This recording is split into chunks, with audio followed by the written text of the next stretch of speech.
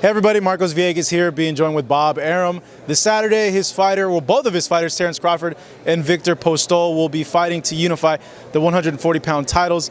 Bob, looking at this fight, it's a really competitive fight, a fight in which we're seeing consensus number one and number two going up against each other.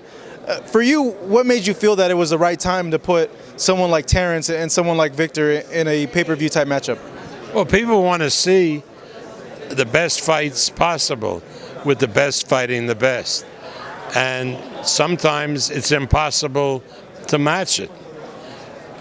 Here it was very possible.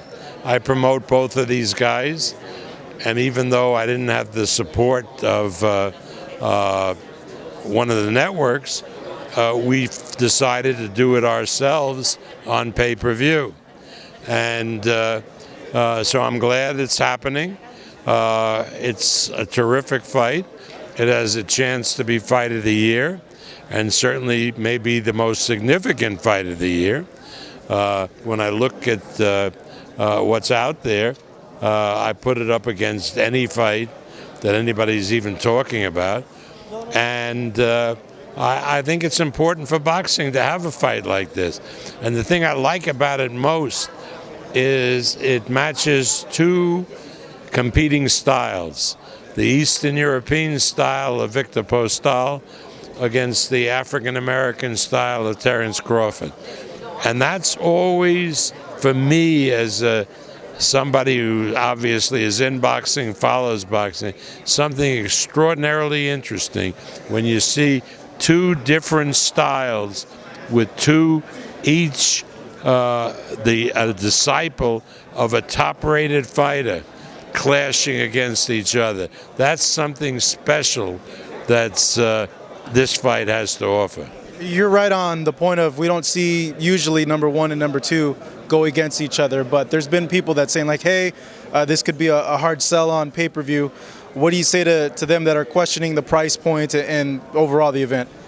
I think people who say, well, this is a terrific fight, but it shouldn't be on pay-per-view, it should be on premium cable when that was impossible to do, are just getting what they deserve in boxing. They're going to get guys like Canelo Alvarez fighting guys who don't belong in the same ring, and if they want to pay for that, let them pay for that. In other words, if people want to see competitive fights, and the only way to get those competitive fights on the air is on pay-per-view, then they should buy the pay-per-view. And if they don't, and they get what they deserve. So boxing fans have only themselves to blame for the poor programming they've been getting. Is this a huge risk on Top Rank's part, putting these two in a pay-per-view, seeing how the Pacquiao-Bradley 3 pay-per-view went? I'm not saying it's a huge risk. Do we have a chance to lose money? Yeah, we figure to lose money on this show. So what? That doesn't mean that the fight shouldn't happen.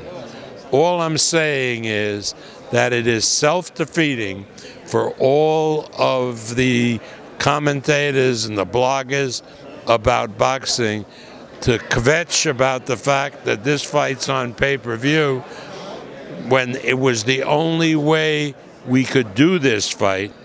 And if they don't want to watch it, so be it. They won't watch it. Then other promoters in the future are not going to take the risk. You certainly have taken risk over your career. I know with this fight, it's interesting. I like it. Winner potentially could face Manny Pacquiao. You got Jesse Vargas floating around there. When did Manny tell you that he was ready to come back and that he could juggle being a senator and having a camp and going through with the fight? Well, we've been talking to Michael Kahns and about different dates. First, we had hoped October 15th, but that was not possible because of his Senate schedule. And so November 5 is the only available date. Looking at opponents, you had Broner, which was a very good matchup. Broner priced himself out. There's talks of Garcia. I talked to Garcia in person. He told me that something was thrown at him. I know you said that there was nothing, really, but he mentioned that it wasn't enough money. So what do you make of them saying no to a fight against Manny Pacquiao? You got to understand, my discussion with Al Heyman was about Broner. And Broner was asking for money that we couldn't reasonably spend. As far as Danny Garcia, he might say, well, they offered me money, but I'm entitled to more money and so forth. The point is, nobody even mentioned Danny Garcia. Nobody offered him anything. So the fact that he's saying what he's saying is for a different reason. Maybe he's trying to get Al Heyman to pay him more money on a fight that Al is doing. I don't know. But let me assure you that nobody from Top Rank, including myself, has ever talked to Danny Garcia or his father about anything. You understand? About anything. And I resent the fact that he is using us to maybe increase his notoriety and get more money from Al Heyman for a fight against another of Al Heyman's fighters. But that's the only thing I can figure, because where the hell did this come out? What do you make of potentially a Thurman-Pacquiao fight? If Thurman said that to you, then he said it to you. He's never said it to us. We've never talked to Thurman. You got to understand. There's interest, though, there. Would there be interest? You know, you got to cut through the bullshit. People use you and they say things that are totally not so. If Thurman truly was interested in the fight, if Thurman wanted to do the fight, he would call his manager, Al Heyman, who I have a good enough relationship with that Heyman will call me. Don't you understand how these people are using you? I mean, don't be naive.